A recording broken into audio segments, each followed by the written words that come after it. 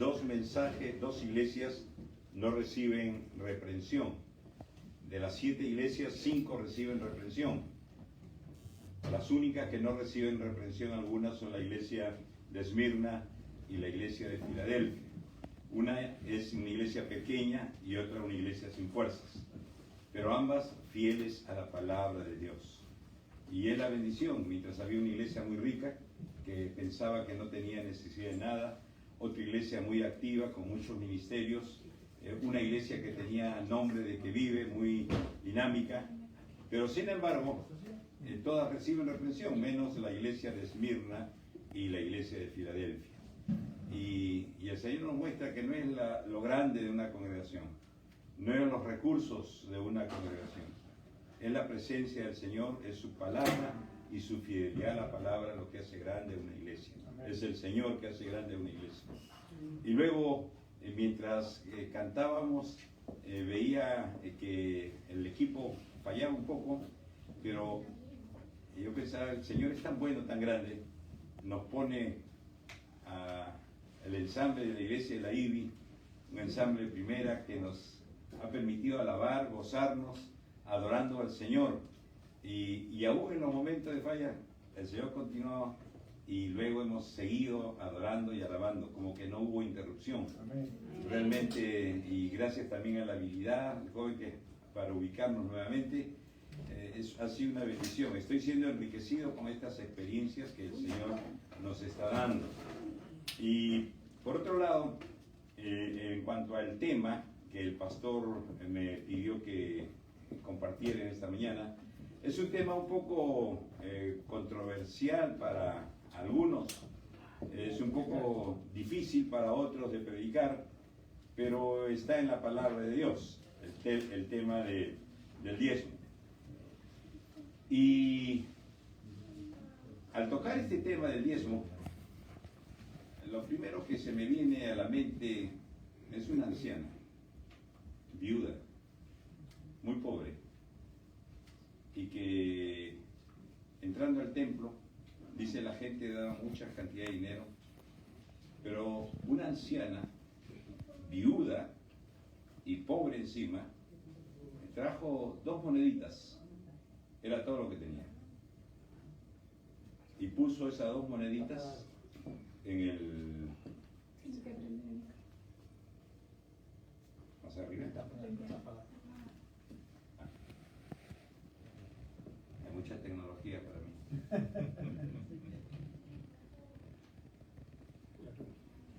Okay. Ahora sí, ¿se escucha? Ok, muchas gracias. Entonces, esta mujer viuda dio 2 monedas, mientras que mucha gente da mucho dinero. Pero lo que el Señor señala, dice que esta gente daba dinero de lo que le sobraba. Y la mujer dio todo lo que tenía. El Señor llamó a sus discípulos, llamó la atención de todos y dijo, esta mujer ha dado más que todos ellos. Tal vez en cantidad dio menos, pero en proporción, con la actitud correcta, dio más que todos. Y eso fue lo que para el Señor contó. Valoró el Señor el tema del dar. Entonces, es un tema que para muchos les es difícil. Si uno no aprende teniendo poco, cuando tiene mucho le es difícil. Por eso el Señor dice, el que es fiel en lo poco, sobre mucho le pondrá. Y cuando uno aprende a ser fiel al Señor, aún en lo poco, aprenderá también, aún en lo mucho, a ser fiel al Señor. El tema de los diezmos es un tema que para muchos es controversial. Dicen es de la ley, ya no estamos bajo la ley, estamos bajo la gracia. Pero creo que siempre es bueno ir a la palabra de Dios, a las Escrituras, para ver qué es lo que Dios dice acerca de esta enseñanza. En Levítico, en el pasaje que se encuentra en la pantalla, dice, el diezmo de la tierra, así de la simiente de la tierra, como del fruto de los árboles, de Jehová es. El diezmo es de Jehová. Es cosa dedicada a Jehová. Y si alguno quisiera rescatar algo del diezmo, añadirá la quinta parte de su precio por ello, es decir, el 20%. Y todo diezmo de vacas o de ovejas o de todo lo que pasa bajo la vara, el diezmo será consagrado. Y aquí lo primero que vemos en la lectura, dentro de la ley, el diezmo es del Señor.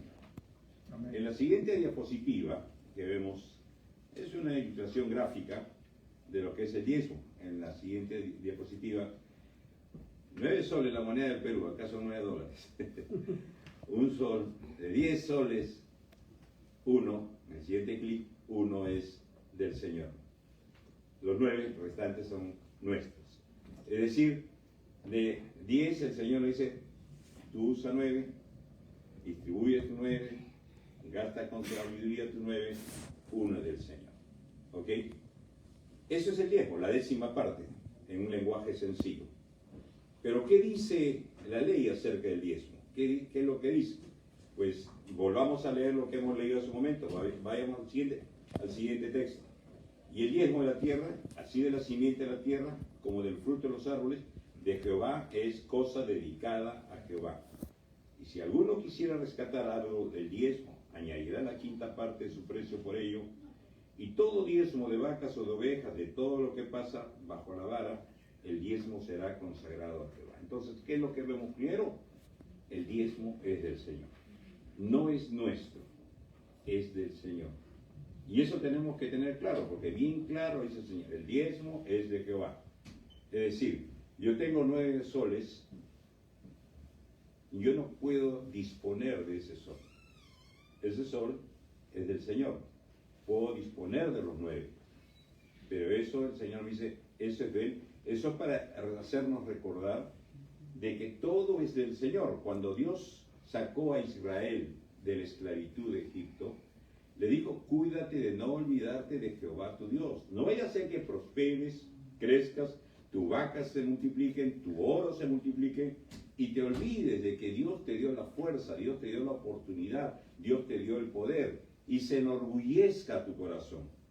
El peligro nuestro es olvidarnos de que es de Dios. Por eso Dios determinó, 9 son tuyos, 1, nunca te olvides que es de Dios. Y entonces, el Señor advierte, cuídate de olvidar esto. Cuídate de olvidar que todo proviene de Dios, toda bendición, toda buena dádiva viene de Dios. En el momento que pensamos que todo es producto nuestro, todo es producto de nuestro esfuerzo, todo es producto de nuestra sapiencia, de nuestra experiencia, empezamos a desconectarnos, desprendernos de Dios y a depender de nosotros mismos. Es lo peor que podríamos hacer, depender de nosotros mismos. El diezmo, en el Antiguo Testamento, en la ley, ¿a quién se daba? En el siguiente texto, por favor, al sumo sacerdote, que es de la familia de los levitas. Éxodo 6:20 dice, estas son las familias de Leví, por sus linajes, y Amram tomó por mujer a Jocabed, su tía, la cual dio a luz a Aarón y a Moisés. Aarón y Moisés son hijos de Amram y Jocabed, de la tribu de Leví. Y acá está señalando el origen de Aarón, el sumo sacerdote, de la tribu de los levitas. La primera cosa que podemos notar. En el siguiente texto, en el número 18, dice, y Jehová dijo a Aarón, de la tierra de ellos no tendrás heredad. Cuando reparten las tierras, le dice a Aarón, ustedes no van a tener herencia entre ellos, no tendrás parte. Yo soy tu parte y tu heredad en medio de los hijos de Israel. Y he aquí, yo he dado a los hijos de Leví todos los diezmos en Israel por heredad, por su ministerio, por cuanto ellos sirven en el ministerio del tabernáculo de reunión. Dios establece algo. Todos los diezmos que iban a dar las 11 tribus serían entregadas a la tribu de Leví, porque ellos estaban encargados del ministerio, ellos estaban encargados de la adoración. Y Dios lo establece así. Ellos no recibieron ninguna tierra. Su herencia, su parte, Dios dice, yo soy tu herencia, yo soy tu parte, tú vas a depender de mí, tú vas a depender de mí, yo te voy a cubrir. Y la forma como iba a cubrirlo, cómo iba a sostenerlo, a través de las 11 tribus que iban a diezmar, ellos iban a administrar ellos se iban a encargar del ministerio, ellos se iban a encargar de la adoración, ellos se iban a encargar de la enseñanza. Entonces, esa era su labor. Y Dios le dice, ustedes se dedican a eso. En Juan 1:7, el apóstol Juan dice, pues la ley por medio de Moisés fue dada, pero la gracia y verdad vinieron por medio de Jesucristo. Aquí está el punto, donde mucha gente dice, no, nosotros no estamos bajo la ley, estamos bajo la gracia. El apóstol Juan dice al inicio del ministerio de Jesús, la ley vino por Moisés, es verdad, totalmente verdad. Y la gracia y la verdad vienen por medio de Jesús, es verdad, totalmente verdad. ¿Ok? ¿Cómo conectamos todo esto? La primera cosa que estamos viendo, el diezmo es de Dios. Y el diezmo se entregaba al sacerdocio, al sumo sacerdote, a los sacerdotes, que estaban encargados del ministerio, que estaban encargados de la adoración, que estaban encargados de la enseñanza. ¿Por qué? Porque Dios lo estableció así y lo dijo claramente en su palabra. Entonces, sin embargo, vamos a ver que hay dos sacerdocios distintos. Uno antes de la ley y otro después de la ley. Hebreos capítulo 7, en el siguiente texto, hablando de Melquisedec, dice, porque este Melquisedec, rey de Salem, sacerdote del Dios Altísimo, que salió a recibir a Abraham, que volvía de la derrota de los reyes, y le bendijo, a quien asimismo dio a Abraham los diezmos de todo, cuyo nombre significa primeramente rey de justicia, Melquisedec, su nombre significa rey de justicia, y también rey de Salem, esto es rey de paz. Y miren las características de este sumo sacerdote, Melquisedec: sin padre, sin madre, sin genealogía, que ni tiene principio de días, ni tiene fin de vidas, sino hecho semejante al Hijo de Dios, permanece sacerdote para siempre. Melquisedec, un rey a quien Abraham dio diezmos.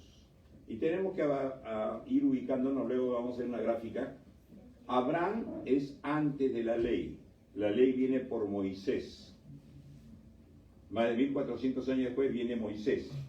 Pero Abraham ya tenía en su mente, ya tenía en su corazón dar diezmos a Dios. Y le da los diezmos a Melquisedec, el sumo sacerdote.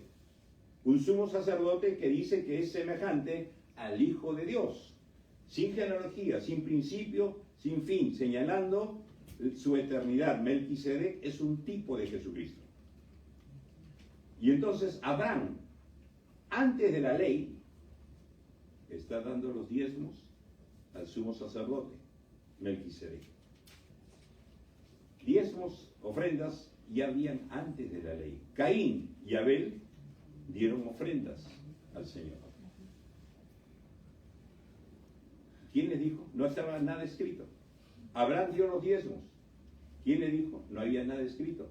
Pero Dios había establecido de alguna manera que en ellos, que ellos tuvieran que dar el diezmo. Y dar el diezmo al sumo sacerdote. Entonces vemos que antes de la ley, el sumo sacerdote de Melquisedec está recibiendo los diezmos de Abraham.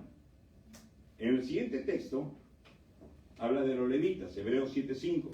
Ciertamente los que de entre los hijos de Leví reciben el sacerdocio, porque era generacional, en esa familia pasaba la siguiente generación, tienen mandamiento de tomar del pueblo los diezmos según la ley. En el verso 8, y aquí ciertamente reciben los diezmos hombres mortales, pero allí uno de quien se da testimonio de que vive. Hebreos 7:23 dice, y los otros sacerdotes llegaron a ser muchos debido a que por la muerte no podían continuar. Y en el verso 26-27 dice, como aquellos sumos sacerdotes, de ofrecer primero sacrificio por sus propios pecados y luego por lo del pueblo. ¿Qué está diciendo esta pantalla? Los sumos sacerdotes, los hijos de Leví, ellos morían y tenían que ser reemplazados. Ellos reciben el diezmo de todo el pueblo, de todos los hombres. Y entonces hay ahora en la ley algo establecido, que los de la tribu de Leví, donde viene el sacerdocio levítico o arónico, ellos reciben el diezmo. En el pasaje anterior vimos que antes de la ley, Melquisedec, el sumo sacerdote, recibe el diezmo de Abraham. Ahora ya estamos en la ley, los sacerdotes, el sacerdocio de la tribu de Leví reciben los diezmos. Sin embargo, hay otro sumo sacerdote, Hebreos 7, 14 y 17, dice el texto en el siguiente: Jesús, nuestro sumo sacerdote, porque manifiesto es que nuestro Señor vino de la tribu de Judá, de la cual nada habló Moisés tocante al sacerdocio, de otra tribu. Y esto es aún más manifiesto si aún, a semejanza de Melquisedec, quien se levanta un sacerdote distinto, no constituido conforme a la ley del mandamiento acerca de la descendencia, como era el sacerdocio levítico, sino según el poder de una vida indestructible, pues se da testimonio de él: tú eres sacerdote para siempre, según el orden de Melquisedec. Aquí está el nuevo sacerdocio. Mientras que los levitas, moría un sacerdocio de la misma familia, el siguiente ocupaba el puesto de sumo sacerdote. Moría este y el siguiente de la familia era generacional, el sumo sacerdocio dentro de la familia de los levitas. Aquí presenta otro sacerdocio, el de Jesucristo, que es del orden similar al de Melquisedec. Jesús tampoco tiene principio ni fin, Jesús es eterno. Y él dice en la mitad del texto: no constituido conforme a la ley del mandamiento acerca de la descendencia, sino según el poder de una vida indestructible, pues se da testimonio de él: tú eres sacerdote para siempre, según el orden de Melquisedec. Entonces, vemos un sacerdocio antes de la ley, Melquisedec, que no tiene principio ni tiene fin, a quien Abraham da los diezmos.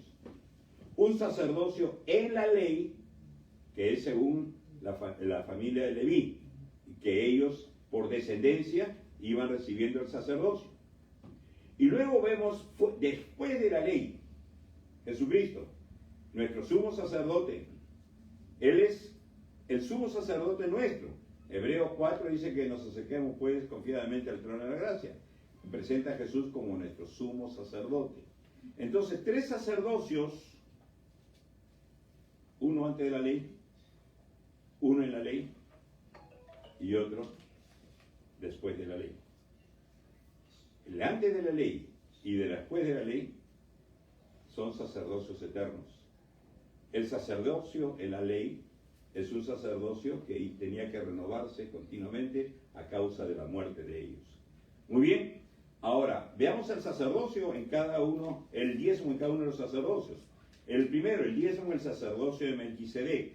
Génesis 14, 18-20 dice: entonces Melquisedec, rey de Salem y sacerdote del Dios Altísimo, sacó pan y vino y le bendijo diciendo: bendito sea Abraham del Dios Altísimo, creador de los cielos y de la tierra. Bendito sea el Dios Altísimo que entregó tus enemigos en tus manos. Y le dio a Abraham los diezmos de todo. Génesis 28, 22. Y esta piedra que he puesto por señal será casa de Dios. Está hablando de Jacob. Y todo lo que me dieres, el diezmo apartaré para ti. Tanto Abraham como Jacob están hablando del diezmo de ofrecer. En el siguiente clic nos va a dar lo que este es antes de la ley. No hay ley ni mandamiento acerca del diezmo. Pero Abraham debe el diezmo. Jacob ofreció el diezmo. Eso es antes de la ley. Sin nada escrito, ya daban el diezmo.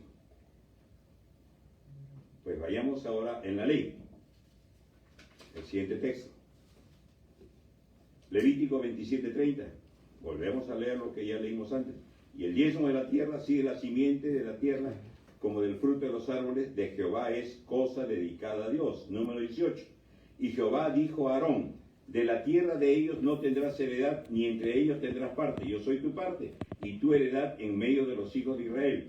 Y he aquí, yo he dado a los hijos de Leví todos los diezmos en Israel por heredad, por su ministerio, por cuanto ellos sirven en el ministerio del tabernáculo de la reunión. El siguiente clic, aquí está, es en la ley, es por el ministerio que ellos están encargados, los sacerdotes levitas, y aquí es por obediencia, porque el Señor establece, el Señor lo manda, el diezmo es del Señor y hay que darlo.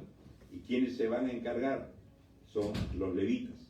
Ellos están a cargo del ministerio, a cargo de la adoración, a cargo de los sacrificios, a cargo de la enseñanza. Ellos no recibieron heredad, ellos no tuvieron territorio. Dios iba a ser su herencia, Dios iba a ser su parte. Esto es en la ley. Se diezma por obediencia. Antes de la ley, vemos a Abraham diezmando por gratitud, porque Dios le dio la victoria sobre 4 reyes. Y entonces, Abraham diezma por gratitud. ¿Qué dice luego, después de la ley? Mateo 23, 23.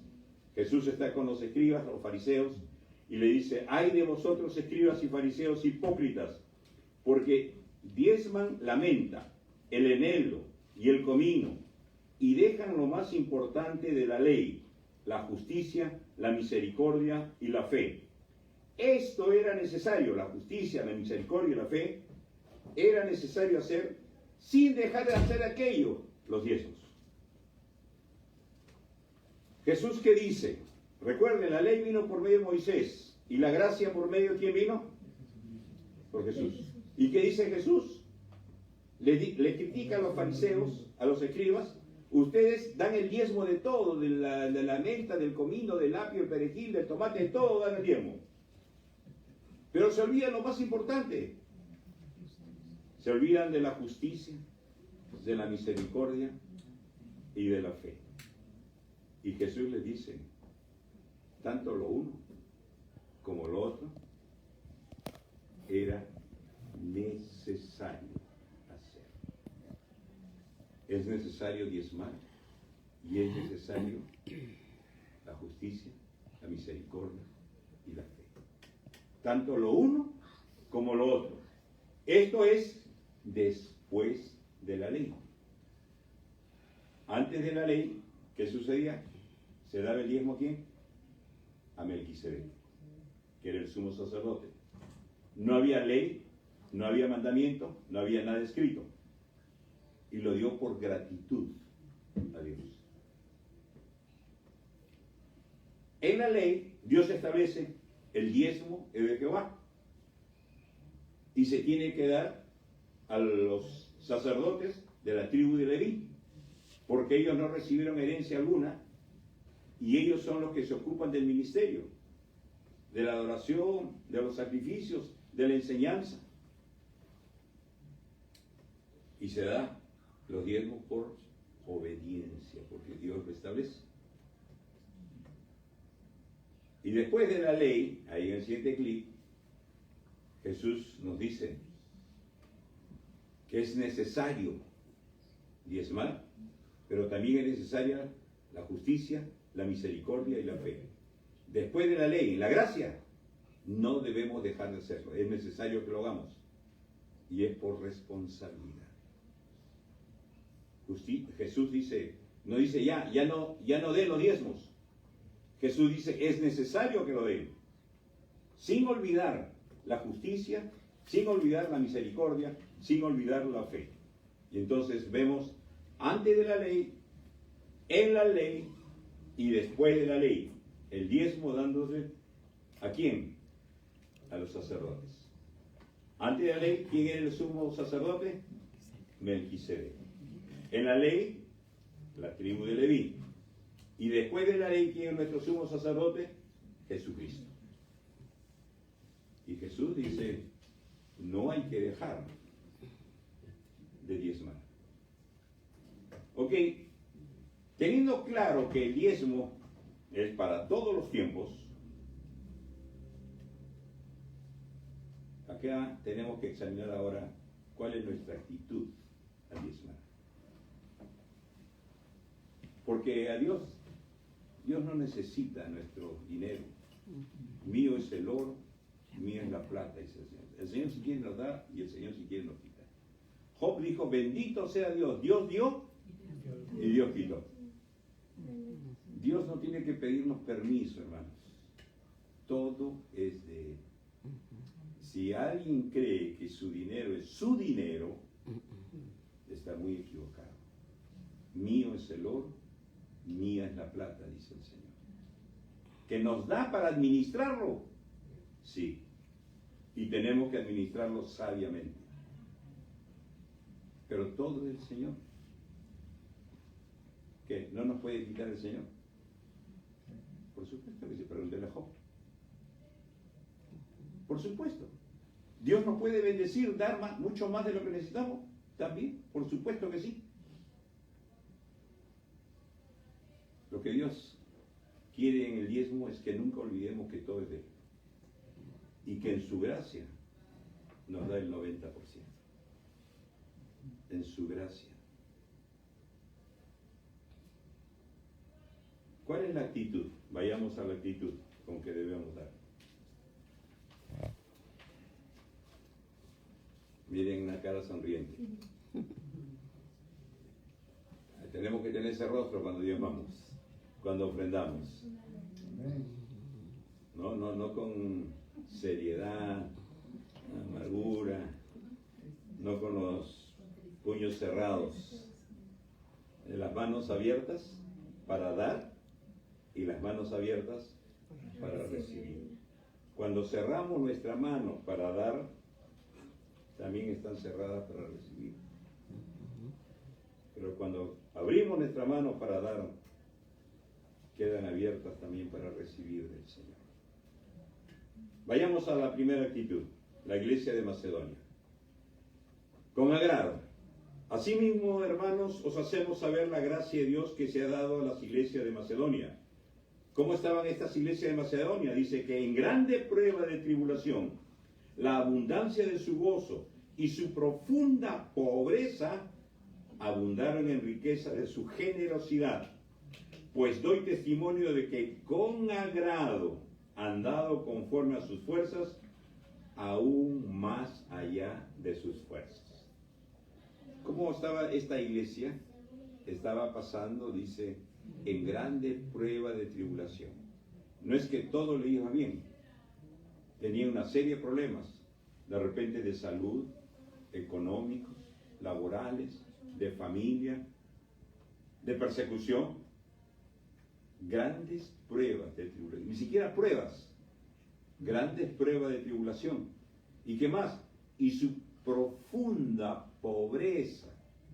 Es lo que se conoce, en Lima conocemos como pobreza extrema. Hay gente pobre que tiene su televisor, tiene su casita, es pobre, no tiene lujo, riquezas, pero es pobre. Pero hay gente que vive del día a día, de vender sus cositas pequeñitas y con eso come. Y si no vende nada, no come nada. Esa gente, dice, estaba en profunda pobreza. Y abundaron en riqueza de su generosidad, pues dio testimonio de que con agrado han dado conforme a sus fuerzas. El texto dice que, luego dice que ellos le rogaron a Pablo. Yo imagino a Pablo viendo gente en profunda pobreza. Probablemente alguno de nosotros podría haber dicho, no, ustedes necesiten, tomen, déjenlo para ustedes. No te preocupes, nosotros vamos a ver. Pero Pablo no les impidió el privilegio de adorar, de dar. Cuando vino la viuda pobre, que tenía sus 2 últimas monedas y no tenía más. ¿Y Jesús lo sabía? Por supuesto que lo sabía, porque él mismo lo menciona.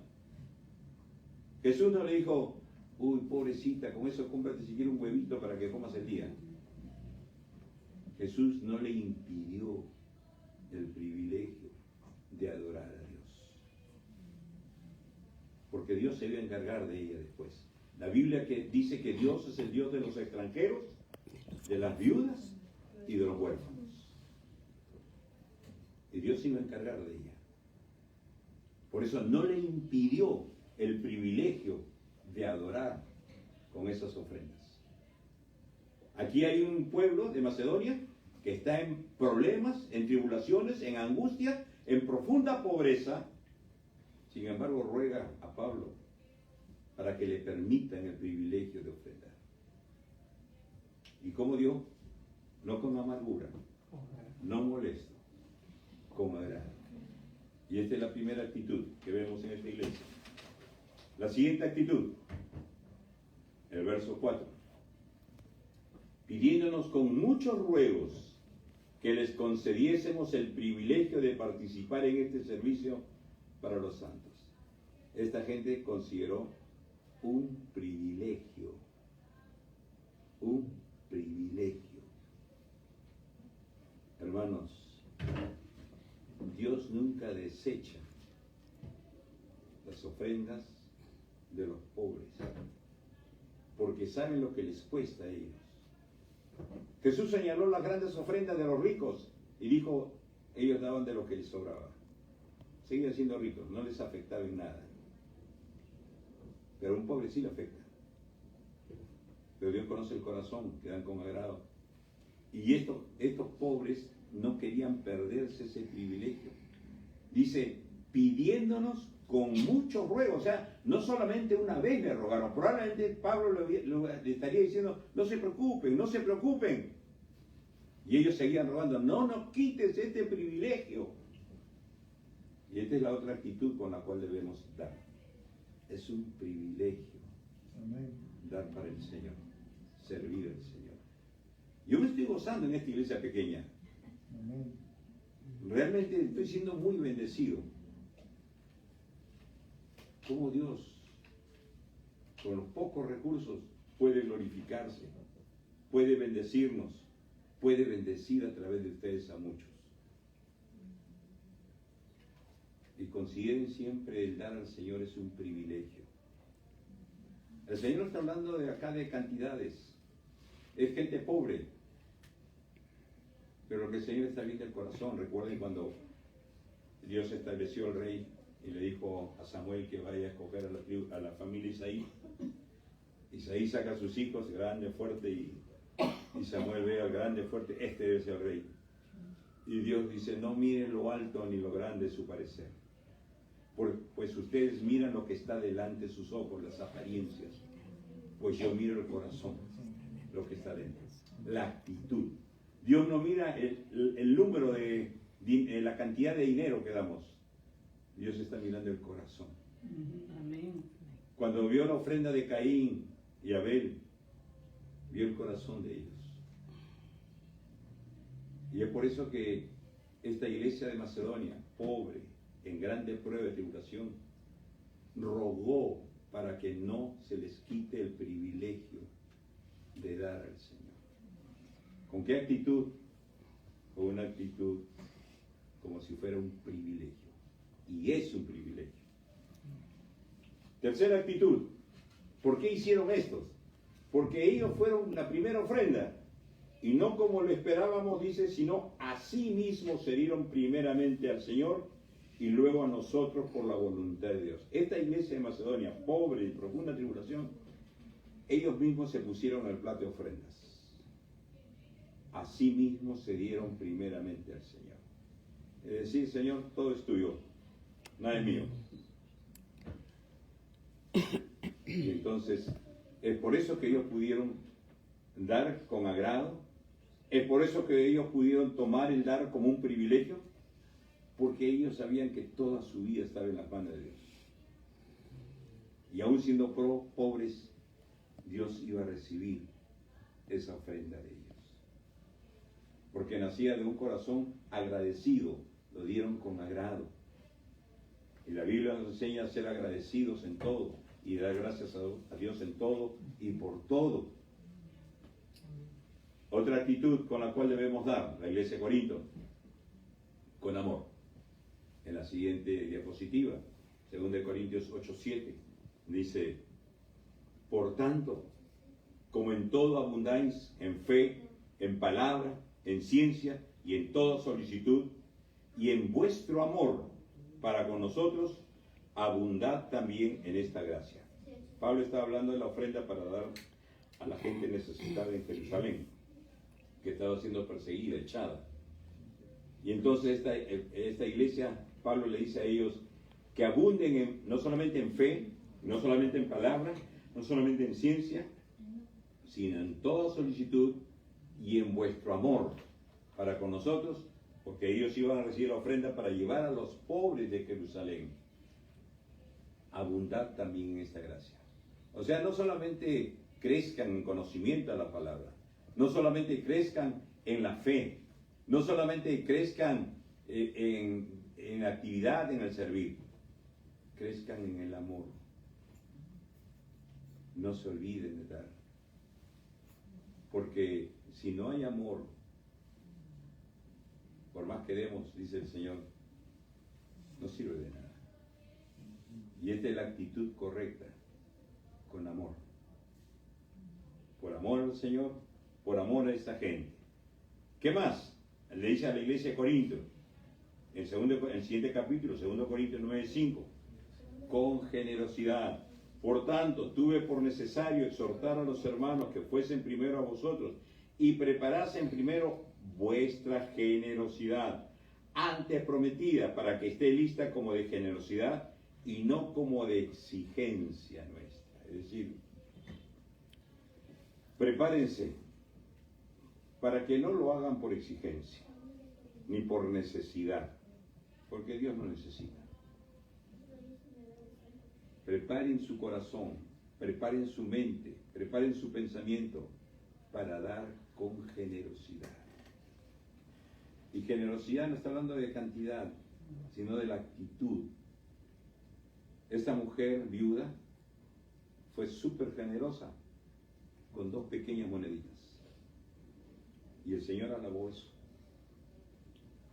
Cuán importante es la actitud con la cual damos al Señor. Con generosidad. La siguiente actitud, ya vamos acercándonos al final. 2 Corintios 9:7, con alegría. Cada uno de él como propuso en su corazón, no con tristeza, ni por necesidad, porque Dios ama al que da todo amargo. Y ahora me quedé sin entrada, sin poder comprar. Hermano, con alegría. Dios no ama tu diezmo, Dios no ama tu ofrenda, Dios ama al dador alegre, al que da con alegría, a ese ama Dios. Porque Dios no necesita tu ofrenda, Dios quiere que te alegres al ofrendar a Dios. Y Dios va a saber hacer uso correcto de eso que estás dándole para Él. Para Él. ¿Qué más? Con la verdad. ¿Se acuerdan Ananías y Zafira? Hechos 5. Pero cierto hombre llamado Ananías, con Zafira su mujer, vendió una heredad y sustrajo del precio, sabiéndolo también su mujer y trayéndolo solo una parte. La puso a los pies de los apóstoles y dijo Pedro, Ananías, ¿por qué llenó Satanás tu corazón para que mintieses al Espíritu Santo y sustrajeses del precio de la heredad? Reteniéndola, ¿no se te quedaba a ti? Y vendida, ¿no estaba en tu poder? ¿Por qué pusiste esto en tu corazón? No has mentido a los hombres, sino a Dios. Miren. ¿Cuál es el contexto de esto? La Biblia dice que la iglesia vivía una comunidad. La gente que se convertía perdía familia, perdía trabajo, perdía todo. Y entonces vivían en comunidades. Y vendían lo que tenían y lo traían a los apóstoles y lo distribuían de tal forma, dice la Biblia, que nadie tenía necesidad de nada. Todo se distribuía para cubrir la necesidad de todos. Entonces vendían su casa en tanto y traían eso, vendían su cocina en tanto y vendían lo que fuera en tanto y lo traían. Y este par de personas, este matrimonio, vio que el resto hacía. Entonces ellos no se quisieron quedar atrás y vendieron su casa, por decir en $1,000, por decir una cantidad. y van donde Pedro y le dicen, lo hemos vendido en 500. Toma 500. ¿Qué estaban haciendo? Querían aparentar que estaban dando, al igual que todos, el 100%. Pedro no tenía forma de saber eso, sino es por el Espíritu que estaba en él. Por eso Pedro dice, ¿por qué mentiste al Espíritu? Podías haber dicho, lo vendí en 1000 y quiero dar 500. Y no pasaba nada. Pero él quería aparentar, que todos pensaran que él era igual de generoso que el resto. Y mintió. Pero no engañó.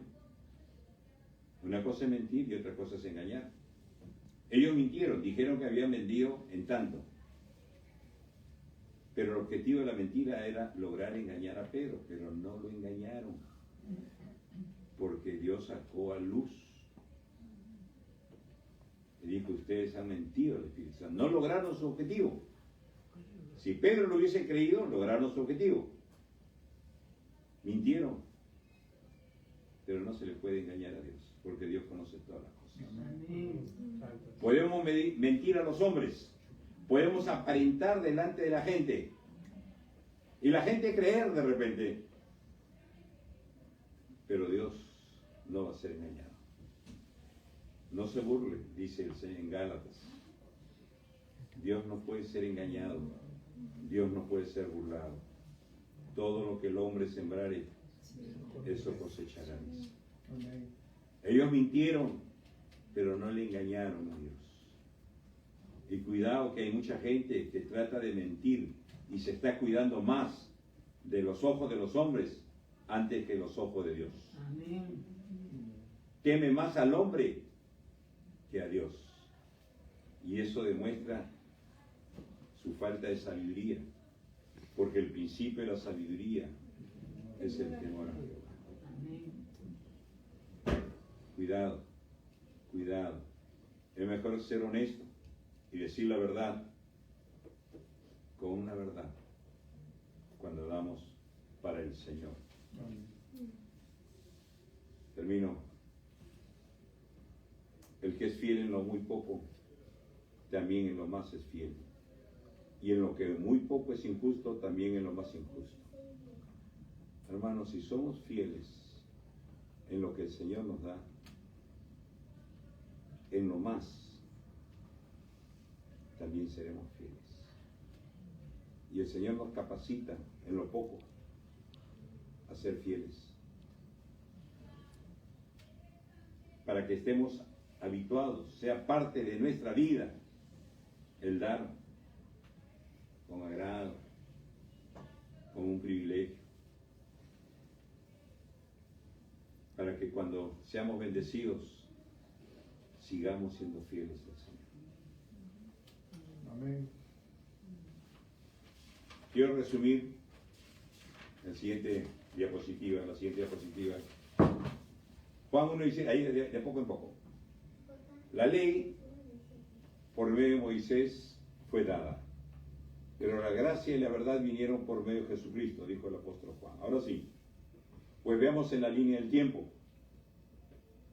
El principio, Adán y Eva, Caín y Abel, en el año 0, la creación. Ellos ofrendaron. El siguiente, Abraham, Isaac, Jacob.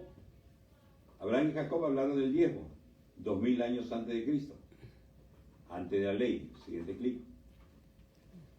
Con Moisés vino la ley, 1400 años antes de Cristo. La ley establece que el diezmo es de Dios. La ley establece que el diezmo se da al sumo sacerdote. Siguiente clic. Viene el tiempo de la monarquía, de los reyes. Viene el tiempo de los profetas. Viene el tiempo de la deportación de Israel a Babilonia. Y cuando retornan de Babilonia, siguen diezmando. Están bajo la ley. El siguiente pasaje. Cuando viene Jesús, con Jesús viene la gracia. El siguiente texto. Y viene la iglesia. Y Jesús enseña que es necesario seguir ir diezmando. El siguiente clic. Adán, Caín, Abel, Abraham, Isaac, Jacob, es antes de la ley. Y ahí se entrega el diezmo al sumo sacerdote. Los dos cuadros siguientes estamos Moisés, la monarquía, estamos en la ley, y ahí se entregan los diezmos. Y viene Jesús, y todo el tiempo de la iglesia en la cual estamos ahora es después de la ley, estamos en el tiempo de la gracia. Y Jesús dice, es necesario dar el diezmo. El siguiente clic, el primer recuadro es el sacerdocio eterno de Melquisedec, que no tuvo ni principio ni fin, y es antes de la ley, y ahí se entregaba el diezmo al sumo sacerdote. En el siguiente recuadro que viene es el sacerdocio levítico o arónico, que fue temporal, moría y le sucedía el hijo y le sucedía al siguiente, y eso fue en el tiempo de la ley. Se daba el diezmo al sacerdocio levítico. Y en el siguiente es Jesús nuestro sumo sacerdote, y es sacerdocio eterno según el orden de Melquisedec. Y Jesús dice, es necesario dar el diezmo. Es decir, el diezmo antes de la ley, en la ley y después de la ley. Esto es lo que enseña la Biblia. Y les he dado puros textos bíblicos para que vean que la base es la palabra de Dios. Amén. En tiempos donde mucha gente está negando el diezmo. Que nadie nos quite el privilegio de dar para Dios, de adorar a Dios. Que nadie nos haga olvidar de que todo lo que tenemos es de Dios. Amén. Y que tengamos temor de Dios como Job y saber que Dios dio y Dios quitó. Pero bendito sea el nombre de Dios, porque Él es el soberano, Él es el dueño de todo, y en su gracia Él nos concede sus misericordias, sus recursos, y nos bendice para bendecir a otros. Yo no sé cuál es la situación tuya, pero si tu corazón ha estado de repente rechazando esta enseñanza de la palabra, o tal vez oyendo de otros lados en las redes otro tipo de enseñanza distinta a la que la palabra de Dios nos da, yo te sugiero, acércate al Señor y dile: Señor, tú me has hablado en tu palabra. Esto no es palabra de hombres, solamente hemos leído tu palabra. Y Señor, te ruego que trabajes en mí esa actitud para dar, con agrado, con alegría, con amor, reconociendo que todo es tuyo, Señor. Enséñame a ser generoso como tú eres generoso conmigo. Y que tu iglesia nunca se detenga por falta de recursos. Porque nuestro mayor recurso eres tú, Señor. Y si tú en esta mañana quieres decirle al Señor: perdóname porque he estado olvidando estos principios. Perdona porque he estado dejándote de lado a ti, no poniéndote como un privilegio, no como una prioridad de mi vida. Señor, tu gracia y tu misericordia son para siempre. Tus misericordias son nuevas cada día, Señor. Y te pido que, si quieres decirle eso al Señor, perdóname y ayúdame a desarrollar la actitud correcta, porque tú no ves mi bolsillo, tú ves mi corazón. Ayúdame, Señor, ponte en pie, quiero orar por ti. Si hubiera alguna persona que quiera decirle eso al Señor.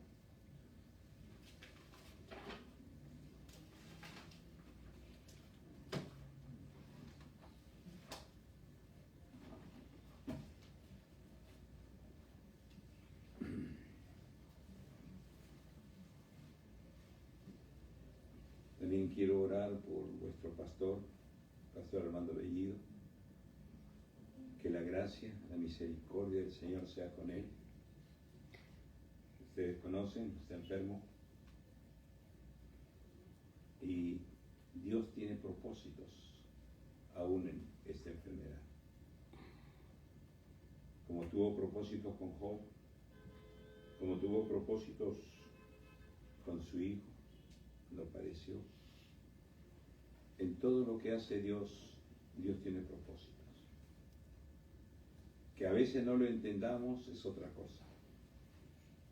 Pero debemos creer que Dios está trabajando y Dios va a mostrar su gracia, su misericordia, su provisión para vuestro pastor, a quien agradezco por haberme invitado a compartir su palabra con ustedes. Vamos a orar. Padre, te damos gracias por Jesucristo, quien se presentó como ofrenda por nuestro pecado. Gracias por tu palabra, Señor, que nos enseña, que nos habla, que nos guía. Gracias por el Espíritu Santo que has puesto dentro de nosotros, Señor. Oramos porque tú desarrolles en nuestro ser cada actitud mencionada en tu palabra, Señor, para que lo que demos, lo demos con agrado, con alegría, con amor, con la verdad, Señor, con generosidad, y lo tomemos como un privilegio. Y que al igual que, Señor, los macedonios, podamos ponernos nosotros en primer lugar en el plato de la ofrenda, Señor, nuestras propias vidas. Bendice, Señor, tu congregación. Bendice al pastor Armando Bellido, Señor, a quien, Señor, tú has permitido esta enfermedad, pero también sabemos que tienes propósitos en ellos, Señor. Padre, oramos porque tú lo fortalezcas, porque tú le levantes, porque tú les enseñes, Señor, y también enseñes a tu congregación, oh Dios, a tu iglesia, a interceder, a rogar, a clamar por tu siervo. Señor, para que tú le enseñes a tu iglesia, oh Dios, a condolerse, a ser uno, oh Señor, como aquel que sufre. Porque tu palabra dice que si un miembro sufre, todo el cuerpo sufre. Y si un miembro se goza, todo el cuerpo se goza. Señor, bendice la vida, la salud de tu siervo Armando, por quien rogamos en esta mañana. En el nombre de Jesús, oramos así.